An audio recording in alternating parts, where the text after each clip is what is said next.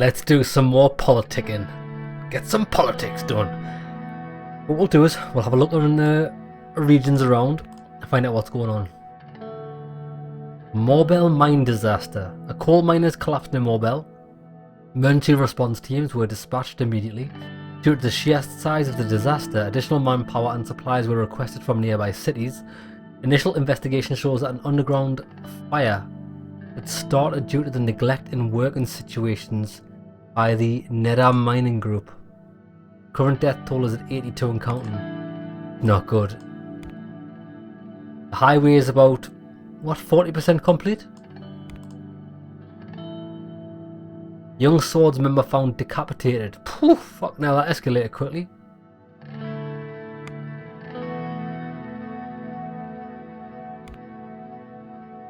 Ban youth organisations. In order to stop the operations of youth organisations with political links to the instability. Tricky situation, right? Let's see what this is all about. An investigation on the influence of the Young Swords and Red youth organisations on the post-assassination unrest has concluded. Both organisations haven't officially organised or called for illegal actions, but several low to mid-level leaders from both have links to insightful actions that led to deaths, injuries and instability. This allows us to ban organisations. Will it do anything? It'll do fuck all. Like I've said before, you can't just ban an institution or ban something. It's not going to change anything. These people are still going to have their views, they're still going to do what they want. What it's going to do is it's going to push them further underground so you don't know what the fuck they're doing. And also,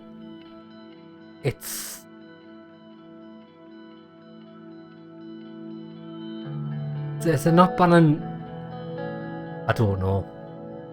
You can't, it's like if I came out tomorrow as a president and went, oh, I'm hereby banning all crime. It's not gonna fucking stop crime. What does a ban even do? Make it illegal to do their already illegal activities. It's not gonna fucking work. Don't ban. Bans are ridiculous. Right, what's next? Read the report from Holsword. NFP on reforms. Isaro Kibna, leader of the NFP, has announced today that the NFP is completely against any threshold reform. He specifically emphasised that this would lead to unwanted elements entering the assembly and that he is outright against any changes to the 10% threshold. I've got no fucking idea what that means. No idea what that means. Workers' rights. The Workers' Rights Act of 1954, proposed by Alban Calvin and supported by the Minister of Health, is being prepared for the final draft review. Voices from the Labour Union showed strong signs of support. A session dedicated to the bill in Assembly proved contentious. The people that form the backbone of the Swedish economy will finally be fully protected by extensive laws. Katarina Horton said, receiving both cheers and boos. With mixed feelings. Right, finalisation of the draft. This is important. I was walking to my office since today was the day to edit and make final changes to the proposal to change the constitution of Swordland. The reform committee finally bore tangible results and the draft of the changes were about to be presented. I walked in the marble corridors of the palace, thinking about the massive steps we were about to take. My secretary, Olivia, greeted me at my entrance to my office. Good morning, Mr. President. Morning, Olivia. How are you today? I'm perfectly fine. Good to hear. She paused before taking my coat. It looked like she had something on her mind. Mr. Rain, can you give me a hint about your reform plans? If you ask me, taking away the judge's immunity is long overdue. Good, because that's what I'm trying to do. But it might anger a lot of people in these halls. I'm not going to share anything. She could be a spy. I don't know. I'll take that into consideration. I hope you'll keep me informed. I'll take your coat now. Olivia left to hang up my coat. I entered my office and sat down. Not long after, Peter and Lucian arrived. Greetings. Good morning. Time to finally get this proposal going. Peter placed the draft in front of me. After your modifications, we'll be starting the process, sir. Let's start. Right, let's have a look at this. These are all the important shits.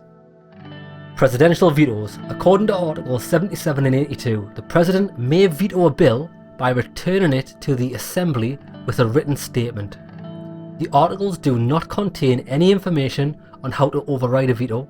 As a consequence, the President has an absolute veto power that cannot be overridden by the Grand National Assembly under any circumstance.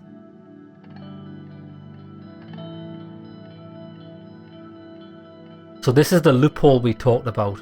I don't want to go with the loophole.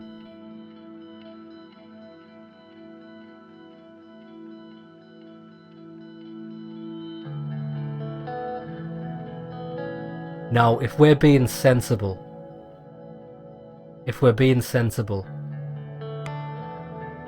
I'm thinking if we limit vetoes to the 2/3 majority, which means that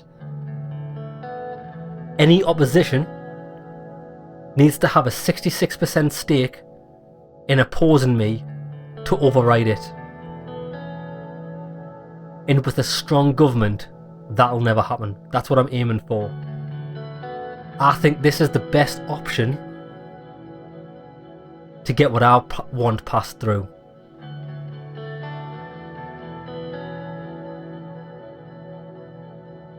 New constitution will allow the Grand National Assembly to override a veto.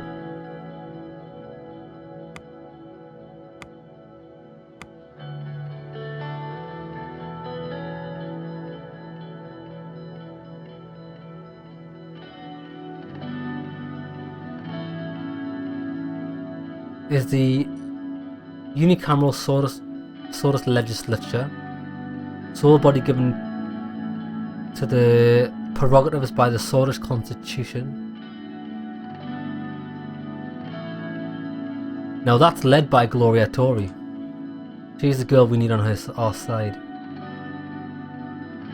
Right, I'm going with this. I've decided I'm going to limit vetoes to the 2/3 majority, which means it seems like I'm given an inch, but I'm not really giving them anything, because if I can't establish a strong government, there's no point in me being in power anyways. I'm not going to be able to change it. This is going to get more people on my side while still retaining the majority. And choice for change next. According to Article... So this is the constitutional amendment process. According to Article 5 of the Constitution, an amendment may be proposed by members of the Assembly with at least 150 signatures. An amendment may be proposed by members of the Assembly with at least 150 signatures. A 2/3 majority vote in the Grand National Assembly and a simple majority vote in the Supreme Court is required for the amendment. As a consequence, the Supreme Court, which is not part of the elected legislative branch, has enormous power in the amendment process. I'm going to choose to remove the Supreme Court. Fuck them, they're not elected, they can suck a dick. Constitutional amendment will not require the vote of the Supreme Court. This will remove the judiciary's legislative powers. See you later, mates. Impeachment process. According to Article 17 of the President of Sordland is not responsible for the actions performed in the exercise of presidential duties, except in the case of high treason or violation of the Constitution. In such cases, the President may be impeached by the Supreme Court in joint session, with an absolute majority of its members. Therefore, the impeachment process only includes the Supreme Court, and it gives them great power over the executive.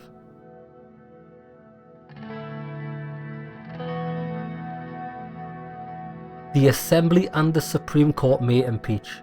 The President may be impeached with an absolute majority vote in both the Grand National Assembly and the Supreme Court.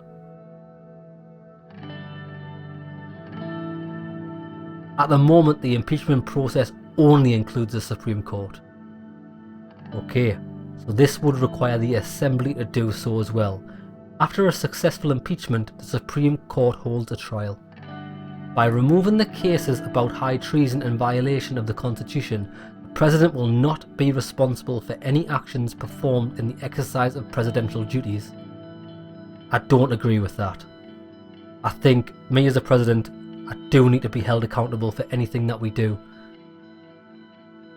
I'm going to go with this. I'm going to change it. It means the Assembly needs to take vote as well. Appointment of Ministers. According to the Constitution, the President appoints the Ministers to the Council of Ministers from the elected members of the Assembly. This requires no confidence vote from the Grand National Assembly. The President may nominate ministers, which will require a confidence vote from the Grand National Assembly for their appointment. The Grand National Assembly may nominate a list of ministers, which the President may appoint.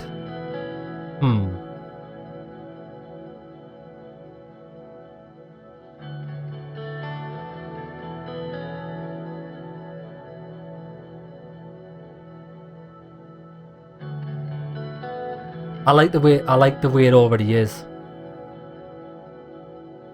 The President appoints the ministers to the Council of Ministers from elected members of the Assembly. So they're already elected into the Assembly. This requires no confidence vote this means there needs to be a vote of no confidence to stop that from the Grand National Assembly, okay? Confidence vote will be required. The President may nominate ministers, which will require a confidence vote from the Grand National Assembly for their appointment. Nah, I don't agree with that. The Grand National Assembly may nominate a list of ministers, which the President may appoint. Do not change, I'm not changing that at all. Right, electoral threshold now. This is what somebody had spoke to me about, saying if it was less than 10% he had no interest. I think that was for the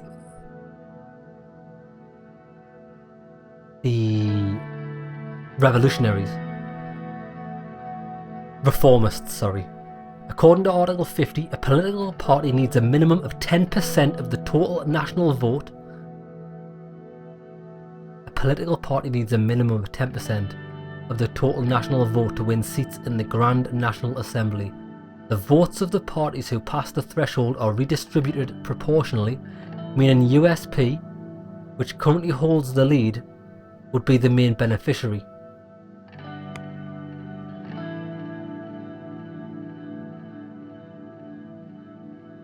United Suzerain Party. Current governing party.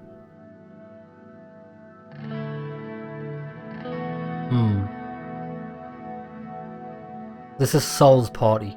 Now wait there, let's read. Decrease the threshold to 8%. The new constitution will have an 8% threshold for political parties. This may allow the Workers' Party of Bludia and the Communist Party of Swordland to be elected in the next elections.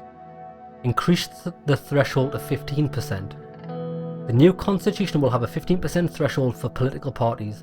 This may prevent the National Front Party from being elected in the next elections. It may also create a political crisis in the future in case of no parties with enough votes to pass the new threshold.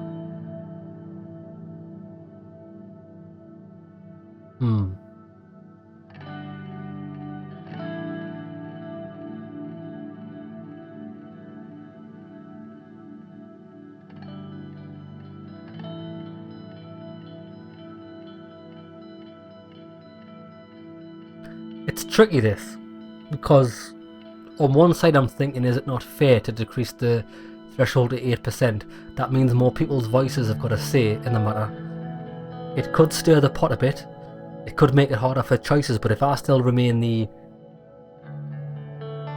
decider of any choices, if I still have the final verdict, it's going to get a lot of people on my side, although decreasing that's I'm going to make enemies. Workers' Party of Bludia.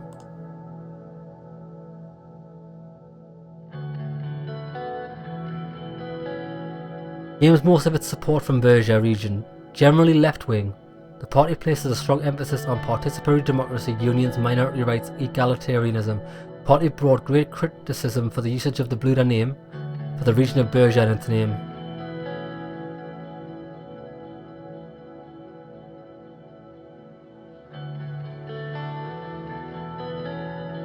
Communist Party.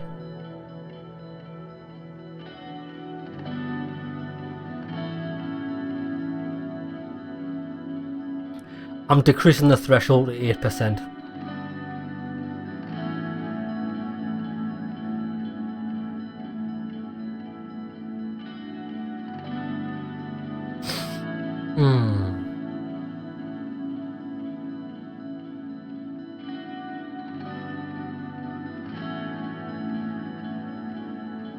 This could get me now the thing is, we had one party which is quite a strong party. It's the Reformists. The PFJP. PFJP. This is the guy, Franz Richter. Ah, Franz Richter is Taurus Holden, is he?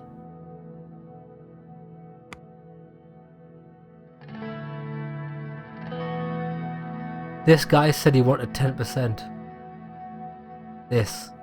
It was non-negotiable.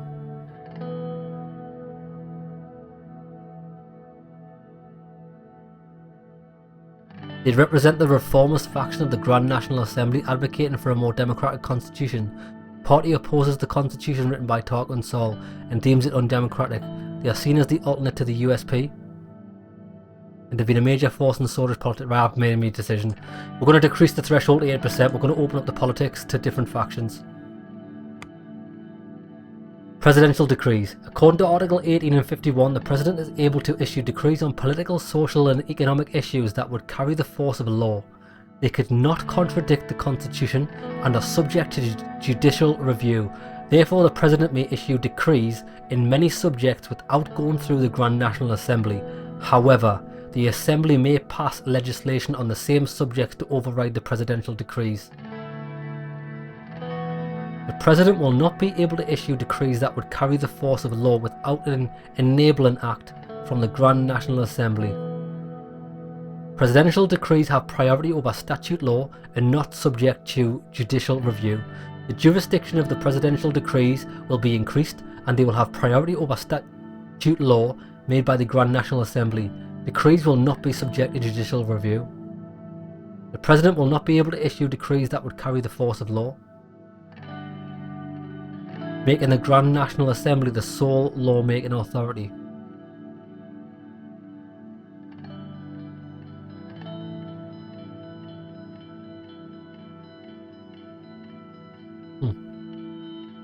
So what's the difference between, does decrees require an enabling act? The President will not be able to issue decrees that would carry the force of law without an enabling act from the Grand National Assembly. The President will not be able to issue decrees that would carry the force of law, making the Grand National Assembly the sole law-making authority. The jurisdiction of the presidential decrees will be increased, and they will have priority over statute law made by the Grand National Assembly. Decrees will not be subject to judicial review.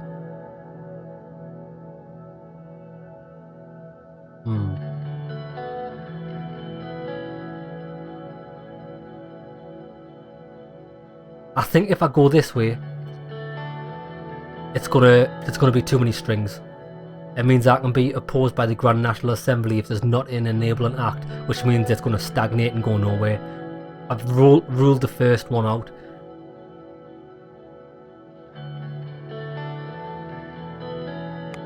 Presidential decrees have priority over statute law. This isn't going to be liked, but it's what's going to happen. Term limits. According to the Constitution, the President shall be elected for 4 years. However, there is no mention of a term limit, allowing one individual to be able to run, be elected and serve as a President without limits. 2 terms. No person shall be elected to the office of the President more than twice. Do not change. I think you should be able to run, be elected and serve as President without limits.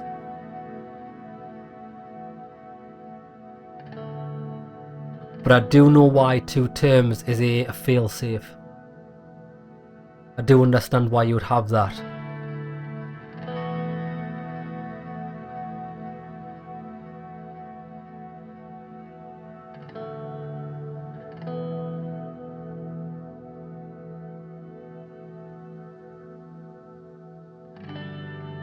Yeah, because you could have a Russia situation where president can just run on and on and on, and he will use corruption to make sure that happens.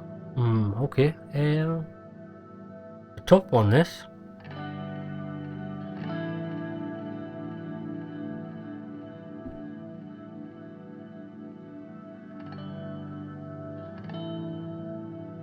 But 2 terms would be 8 years.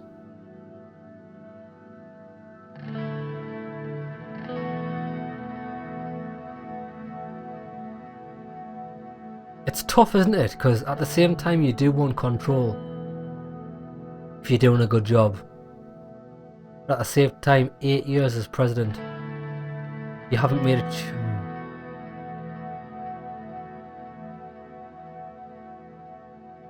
So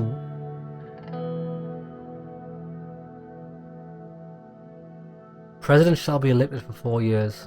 No mention of a term limit.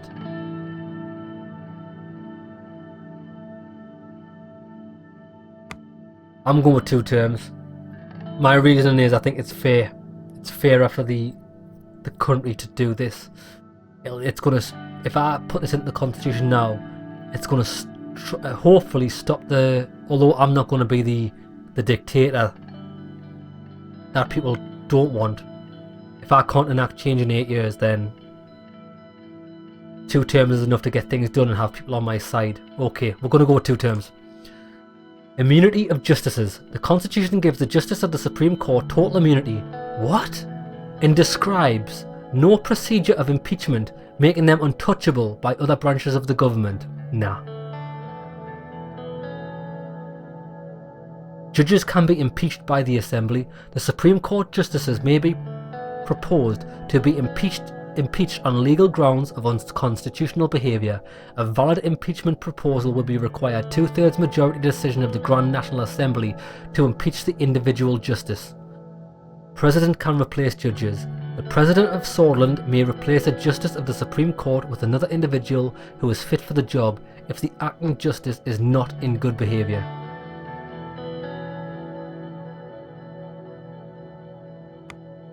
I want to be able to replace the judges. But at the same time, I think this is more democratic. Because if I can't manage to get 66%, 2/3 this isn't it? So this will go along with my other thing. If I have got 2/3 majority.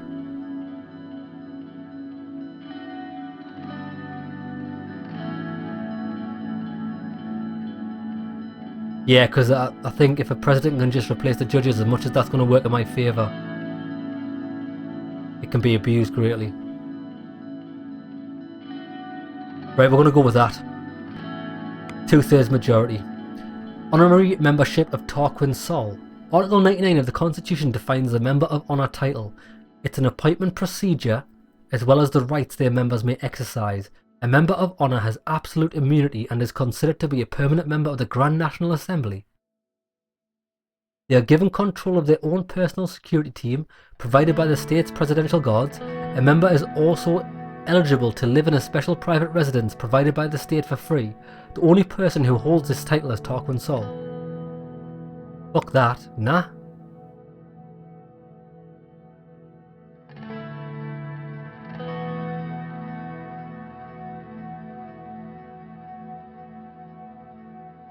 What do they have immunity of?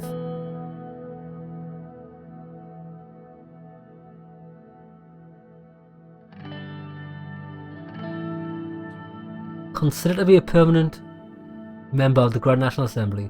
They are given control over their own personal security team provided by the state presidential guards. A member is also eligible to live in special private residence provided by the state for free. The only person who holds the title is Tarquin Sol.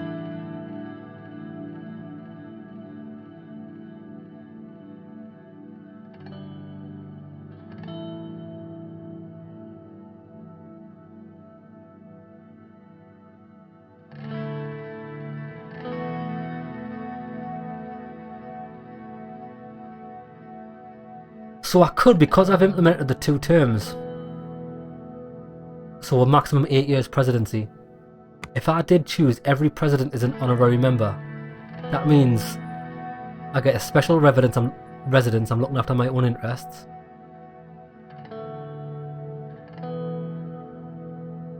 Personal security team. A member of honour has absolute immunity and is considered to be a permanent member of the Grand National Assembly. So that means I will always have a seat on the Grand National Assembly. Now that can be open to abuse. I believe Article 99 and the Member of Honour title will be removed from the Constitution.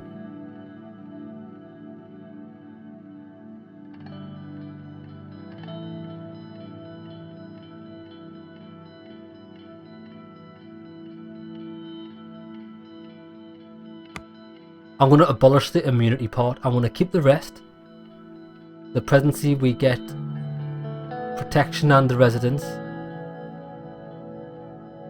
But we can be voted off the Grand National Assembly. Yeah, well, you can't just have people filling up the fucking board like that. Done. You're about to make constitutional changes to Swordsland. Are you sure about your decisions? Not yet.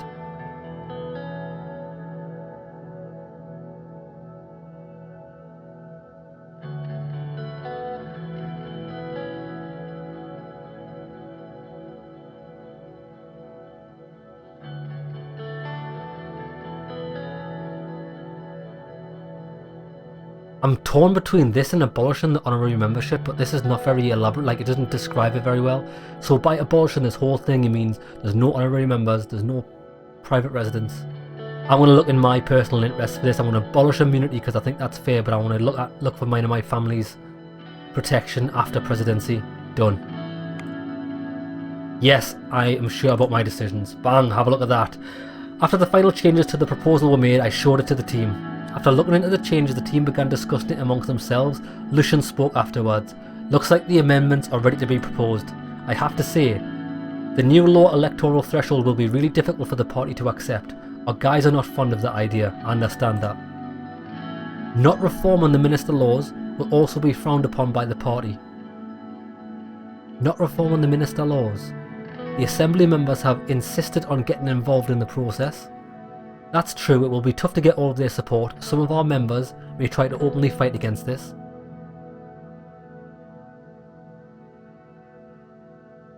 I don't understand what this is.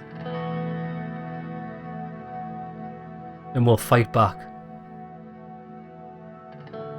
We will do all the best to make it work, sir. Any other comments before we proceed? I'm good. Let's proceed. Lucian looked at me. We will be working on the wording of the proposal with our legal experts before we propose it. In the meantime, you must introduce this proposal to our party, sir. You'll need a strong speech to get them behind you, but I advise if you first talk to the leaders of both conservative and reformist wings of the party. As far as I'm aware, Mr. Calvin will be our biggest problem. Grand National Assembly, yeah, he will be. He may try to paint you as a dictator. Miss Tory will also be tough, but we'll need to get her first. Any advice in regards to dealing with them? As Mr. Vector said, Miss Tory will probably be easier to persuade. We'll need to unite the party under these changes, so her support is vital. Mr. Calvin will be tougher to break. The problem is that he can also influence the moderates against us. As much as I don't want to say this, if they make any demands to change the proposal, you may need to give in. Thanks for the advice. We wish you good luck. I think we can end the meeting here. We all shook hands and left the room. Ooh, this is it, getting exciting now. Reform committee started preparations. Right. We're going to go and visit her, Gloria Tory. Dinner with the business council members. We are in Lashaven to work out the business council to assess weaknesses in the economy. Simon organised a dinner with the affluent economic figureheads of Swordsland. When we arrived, the streets were bustling with activity. Together with Walter Tusk, Edith Agnocht, the first time we've met her, Mikhail Avon and Simon Hall, we entered the renowned Hysteria restaurant by the coast, a short blonde man with whose embroidered pocket read manager. Becoming with pride, he led us to a private room and got us seated at a large table covered for the occasion with a maroon tablecloth. We were quickly served by a group of servers. Walter spoke as they started taking our orders. I recommend the Latchavan salmon, President. You have to taste this local delicacy here, the best in Swordsland. To be fair, I don't like salmon.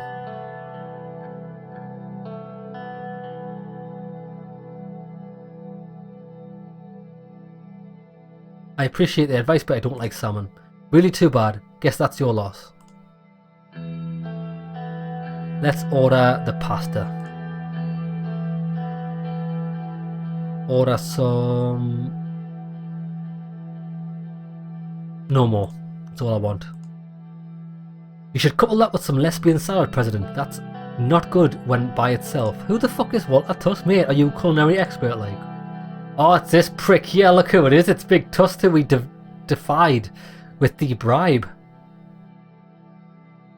Thank you, but I'm fine. However you please. The servers placed glasses in front of each of us and served bread and water. After they had done taking orders, they quickly left us alone in a private room. Agnok. Mr. President, I didn't have the possibility to thank you for coming today. Your presence means a great deal. Indeed, sir, it's an honour to dine with you. It's great to be here with the members of the Business Council. We should thank Simon for organising the meeting. No need for that, I hope everybody enjoys the evening. Simon gestured at the expensive looking red wine bottle on the servers that one of the servers had just brought to the table. Mr. President. Yes? Do you want some, sir? It's Chateau de Falencio from 1934. Let's try it. I took a sip, it was bitter. Honestly, it tasted like any other wine. How is it? How's the taste to your liking?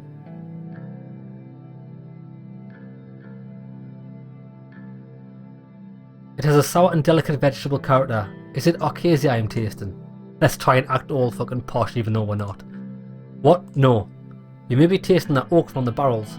Or maybe it's the gooseberries. It's definitely not Arcasia, Mr. President. Simone filled my glass. After filling everybody's glasses, Simon stood up and raised his glass. I'd like to raise a toast to all of you here today. Blah blah blah, what a load of shit. I just want to get down to the fucking brass tacks. Let's drink to the future cooperation. Or Swordland. So, how did you find the food at the best fine dining restaurant in Latchaven, Mr. President?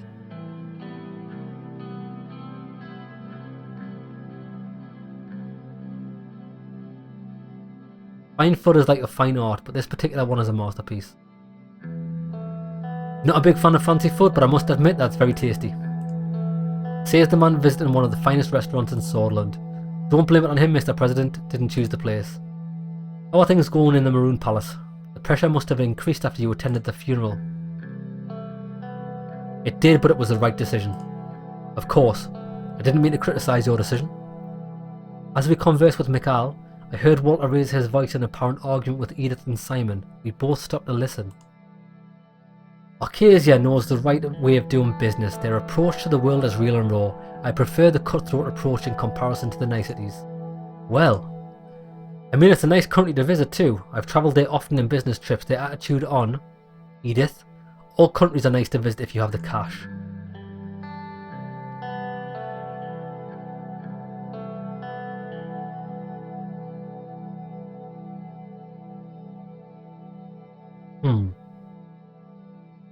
So, all countries are nice to visit if you have the cash.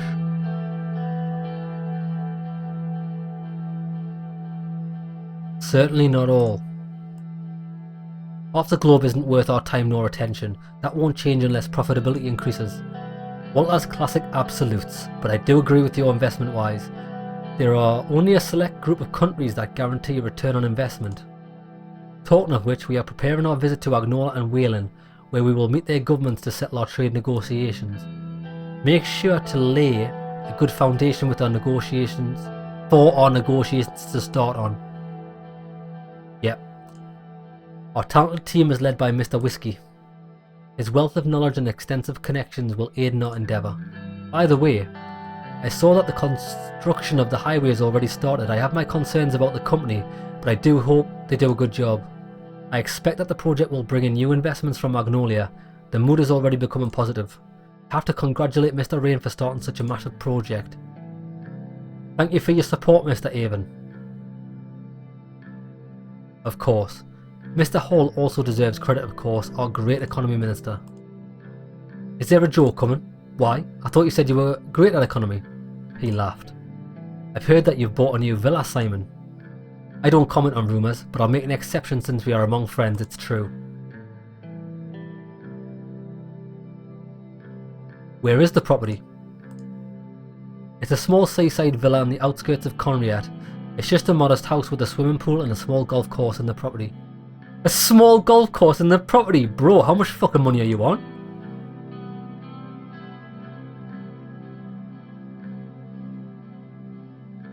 So you're becoming a neighbour to Marcel Conronti?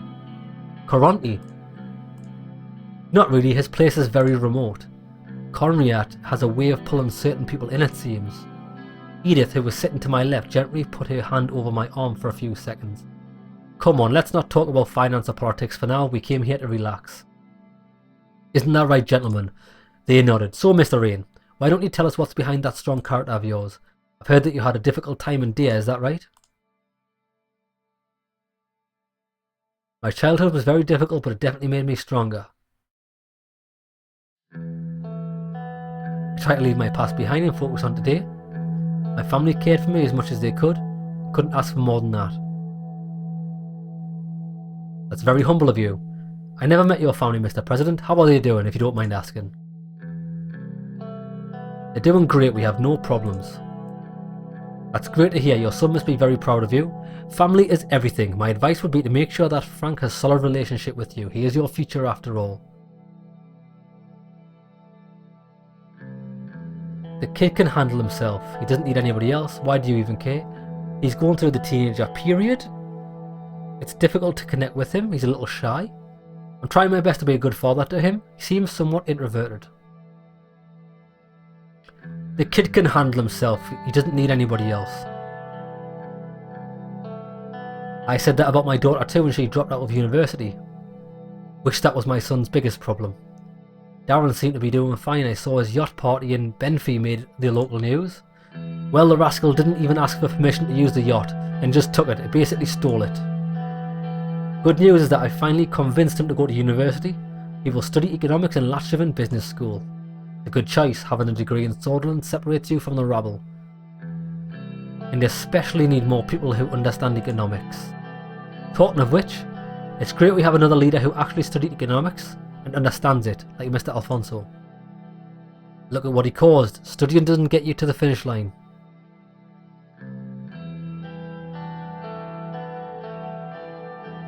True, but I think it was his ambition that brought him down. Too many big changes in a short time frame. A correction, it wasn't his policies that destroyed him, it was the old guard.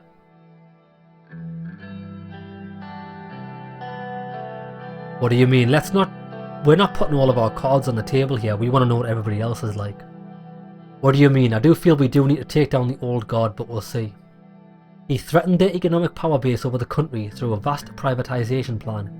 They removed him and backed you after. Walter, stop with the conspiracy theories. Everyone went quiet. After a long silence followed by some chit-chat, Walter ordered a bottle of whiskey. That's one good looking bottle. The waitress brought one of the finest whiskies. Toast. Simon, would you give a toast again? Sure. May the wheels of fortune always turn in our favour. Cheers to that. Let's call it a night. I want to thank you, Mr. President, for joining us and Simon for putting this together.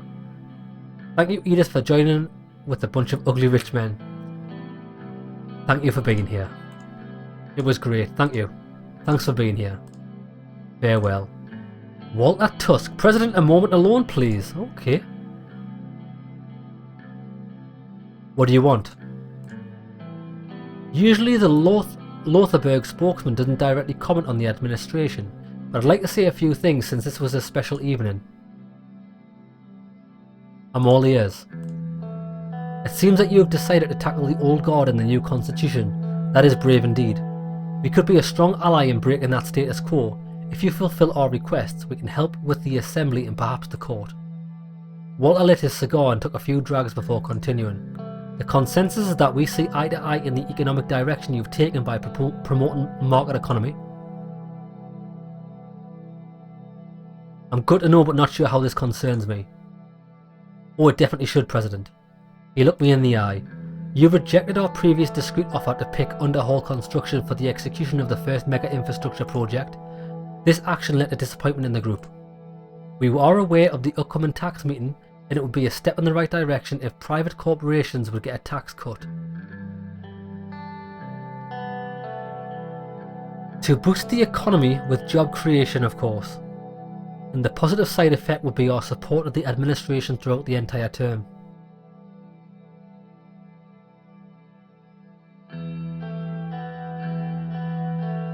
Whew, this is difficult.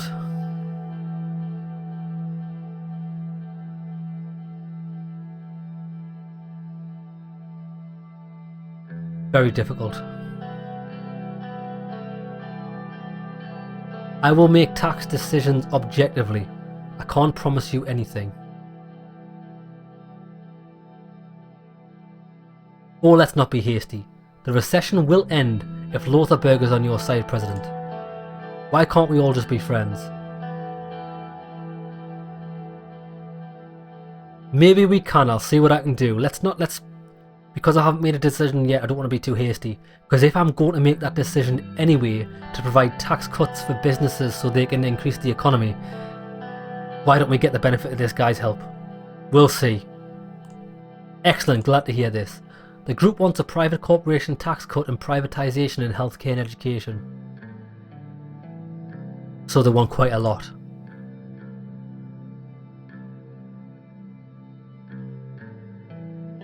Or we have to make the decision now.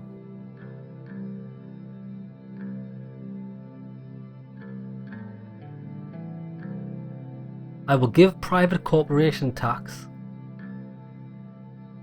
and enable privatisation in health and education. It's too much of an ask.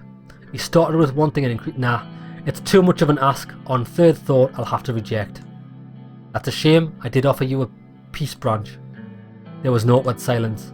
Either way, President, we are here and always ready to work with you if you change your mind. Don't forget that. I'll think about it, but not now. Walter left and Sergei came to pick me up. Enter the car. Entered the car and we drove to our residence in Lacheven. Sergei took the seaside route. Okay.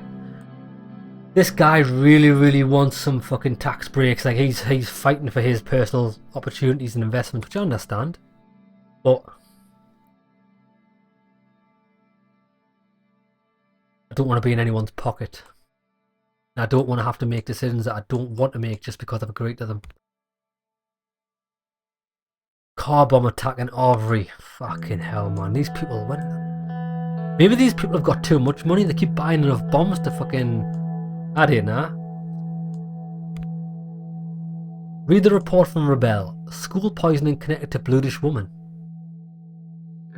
A woman working at the school kitchen was apprehended with connections related to last week's school cafeteria poisoning. Act was found to be politically motivated. But why would you poison children? As the perpetrators are connected to the banned Bloodish Freedom Party. She's suspected to have been an active member of the Bloodish Freedom Front since the start of this year. She's been sentenced to 60 years in prison. I fuck that bitch is what she gets. Right. Budget allocation. This is what I want. This is what I've been interested in. The preparations for the government budget were finished. Most of the cabinet gathered in the White Room for the important occasion. Nearly half a year had passed since my inauguration. The cabinet looked over and overworked.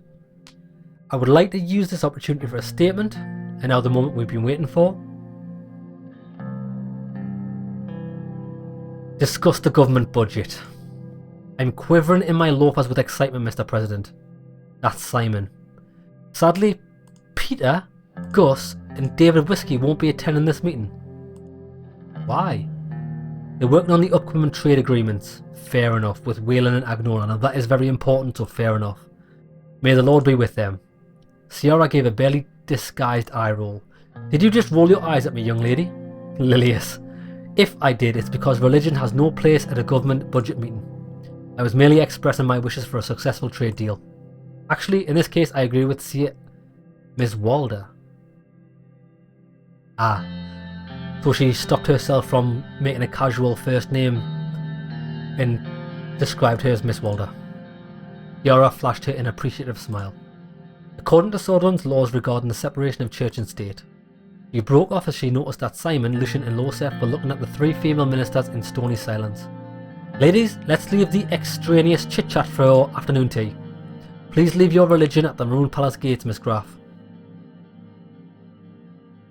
Lilias was about to utter a word, but a loud cough from Simon interrupted the silence in the room. Simon started loudly shuffling some documents around. All eyes turned to the Minister of Economy. Let's begin, Mr. Hall. Gladly. Today is a big day. We must prioritise our spending wisely in order to achieve the goals we set as government. While maintaining enough political support, if I may add, promises were made during the election. There are 3 options regarding the budget in our 4 main branches of government. It's either we increase, maintain or decrease the funding. Increasing will result in an improvement of the branch, which will unlock new policy options. Maintaining will keep the funding, resulting in no visible change. Decreasing causes the loss of efficiency in that branch. Can we rely on the private sector to support us? I'm sure we can do that to a certain extent in some branches like education and health. Our universal healthcare system must be protected and not be tainted by private greed or interest. I agree. We need to be considerate when making such grand choices that have ripple effects. We have to be careful as to what we fund so we have resources remaining for another investment project.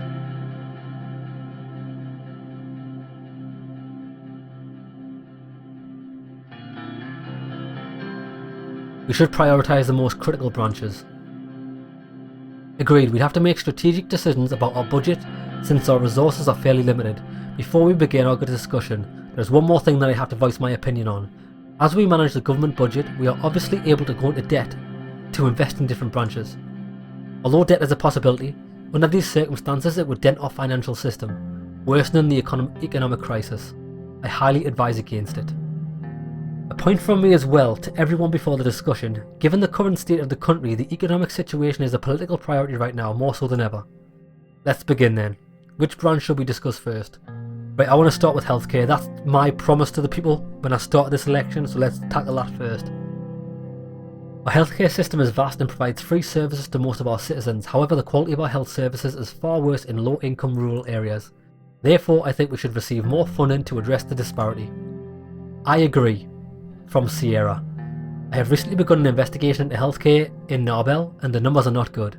If we don't increase spending on health services, we at least need to maintain it, otherwise we are putting lives at risk. We've just started a new analysis on what would happen if a pandemic struck Swordsland. According to the results, if our healthcare facilities remain at their current state, the death toll would be unimaginable. I'm not even talking about the damage to the economy. This is a matter of life and death, Mr. President, and it should be treated as such. Very worrying. On top of what Pascal said, we need to remember that we promised to focus on healthcare during our election campaign. We need to follow through with our promise to the people. Now let's discuss law enforcement. Education first. Our education system is lacking, not only in funding but also in modern curricular principles. Our outdated curriculum is wasting our youth. This is the reason why I advocate 2 things: an increasing the budget to improve access to education in rural areas, and a new education reform. To be honest, Swordsland is lacking compared to Arcasia and United Contana when it comes to education levels. The backbone of any country is its people, and we need to protect our future. We need to ensure new generation is as well educated as their counterparts in more modern countries. Nonsense! Swordsland is still here because of this very system that you insult. How can you insult a system that teaches your sons and daughters the principles of national identity and pride? Lilius, sit down. You fucking stupidus. Stupidus. You are stupidus. You're a fucking idiot, man. It does need change. We won't be compared to other countries. Swordsland is Swordsland. I agree with Lilius. Swordsland is Swordsland. Oh, fucking hell, here we go.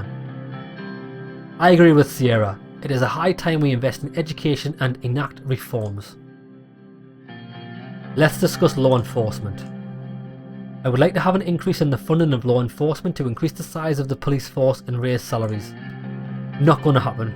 We have so many internal threats to tackle and I'm already stretching my units far too thin with the limited resources allocated to me.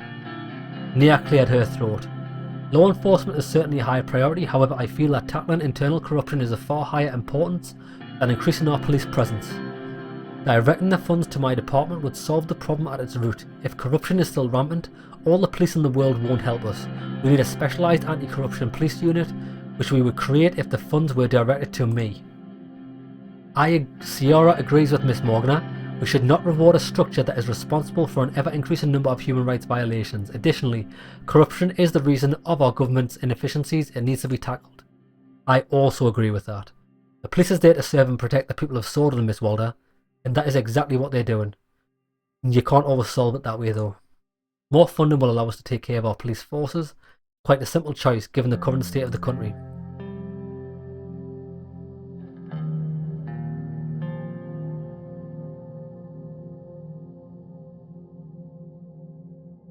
Right, I agree with Sierra. What would people think of us if we fund the police after all that happened?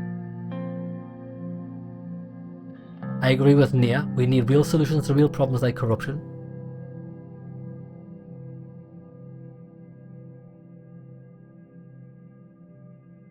Right, I'm gonna make a strategic move here. Don't know if it's gonna make any difference. Right, so where's Nia?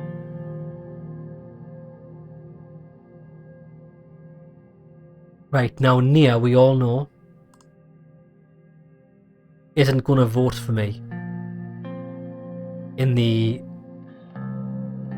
bloody parliament fucking council thing. I forgot what it's called. I'm going to agree with Nia to try and get it on our side because both of these have the same outcome. We need real solutions to real problems like corruption. It's time to hear the opinions on the military. What is there to hear about? I already voiced my opinions. Runeberg is coming whether we like it or not. If not this year, next year. If not next year, the year after that. Mr. President, you and I have shared responsibility to protect the nation from its enemies, and I intend to do so until my last breath. I will say this with certainty. If Runeberg doesn't make a move against Swordsland in 2 or 3 years, my name is not Losif Lancia. Losif was beginning to lose control of the volume of his voice. There can be no argument against increasing the budget for our army when there is an enemy on our doorstep, waiting for us to make one wrong move. Anyone who thinks otherwise is a fool. Mr. Lancia. Right, pardon my theatrics, sir, but it's a serious matter. Well, here is an argument. The armed forces does nothing but eat away financial resources destined for our people while stoking fears for an upcoming war. I'm siding with Sierra here. I agree. The issues with Runeberg can be solved diplomatically. What kind of message are we sending to them if the whole world, if we suddenly start ramping up our military budget, that we are ready to defend our nation? Exactly. I agree with Sierra. We need to be as diplomatic as possible.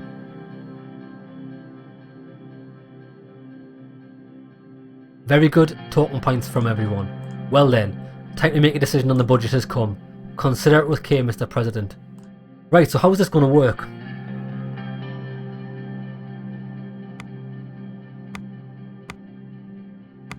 So this is going to be our final budget. Right, so healthcare.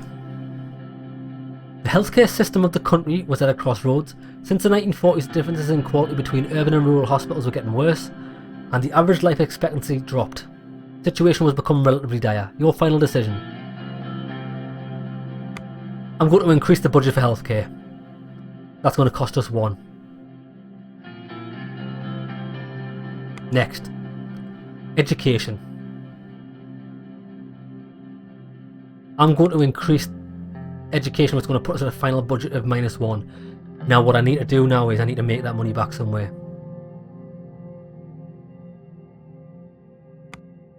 Law and enforcement. We're going to maintain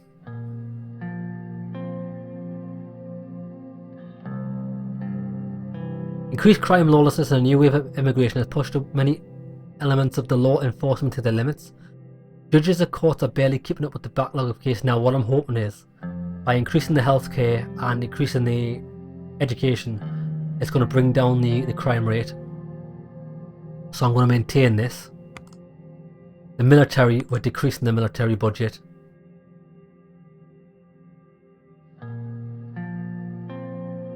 Yeah, I'm decreasing the military budget. This could be make or break. If we get invaded, I'm fucked. But if we maintain it, we're fucked anyway. Right, we're decreasing the military budget. Done. They are my final decisions. That means I've got no budget. My budget's fully taken care of. Let's see where it goes. I had finished allocating the government budget to the satisfaction of some cabinet members and the dismay of others. They and I knew this would define a significant part of our term. It looks like we have a balanced budget with no deficit or surplus. Not bad at all. Agreed. Well then, let's start with law enforcement. Lilius leaned forward and put her hand on her chin. Nia was looking down at the floor. I suppose we'll have to make do with what we have. This is not the best situation for us. I'm not sure that we'll be able to do what we'll be able to do if the budget doesn't change. Any statements on the matter, sir? I trust you to push the Ministry of Interior and Justice forward. With the reduction, our work will be hampered and made more difficult. Disappointing for the people who want a sense of justice returned. Let's hear the Minister of Education. The increase in funding is very welcome. We can finally go after some comprehensive improvements by building new schools and improving the education system. Surely a well-funded and larger Ministry of Education would benefit everyone. Our future depends on our children. Education, and the first step is the right fight against ignorance. Education is our future and it will not be sidelined. Our focus on it is clear.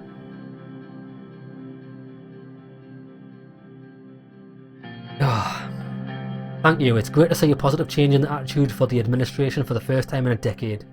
The military is next. Sierra clearly wasn't finished but didn't interject. Losif chimed in. This is a disgrace. Runeberg is at our doorstep and the armed forces already have a laundry list of problems. This was a grave mistake that we'll surely pay for in time. Lucian seemed as if he was about to say something but looked down at his notepad when Losif eyed him. With your talent and expertise, you will overcome the issues that our military faces. It will be harder to do so, but I shall find ways. It is my duty. Well done, Losif. Or Iosif, whatever he's called. I've got trust in you, mate. Trying times, you're a fucking solid man. You'll get it done. Let's hear from Mr. Benewall. Thank you, sir. The health budget increase will help me to focus on improvements. Our people will now be safer than ever. I'm also planning to tackle issues like the lack of rural hospitals and the recently worrying numbers of maternal deaths.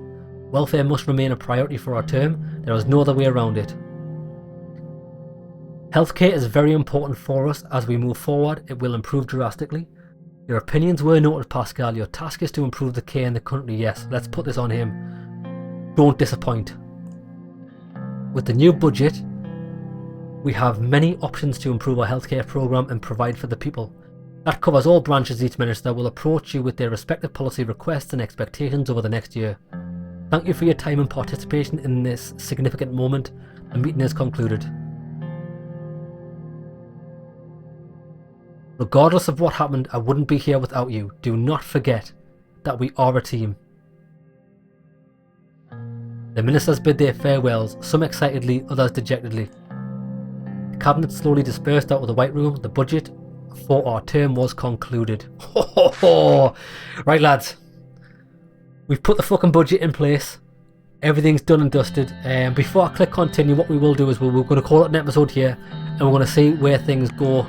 Next episode, we'll read what's happened in the different regions, and I think I've made some good choices. I can't really tell what Runeberg's going to do, and if I'm honest, as bad as it may sound, I'm putting Runeberg on the back burner.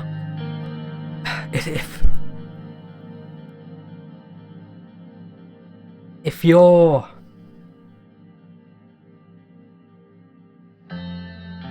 scared of an invasion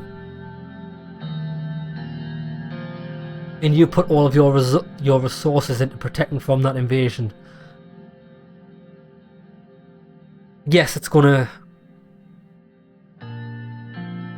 prevent that, but at what cost?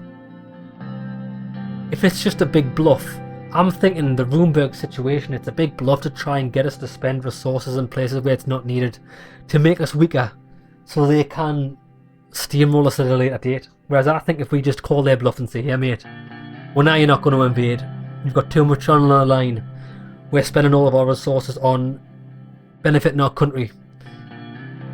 We could be a jewel of the fucking land. If everyone looks to us what we're doing with our people, we could get a lot more allies on our side if we make this successful. That's what I'm going for. I'm going to build the people up instead of protect them, if that makes sense. We'll see how it goes. Okay lads, hope you enjoyed the episode. See you in the next one.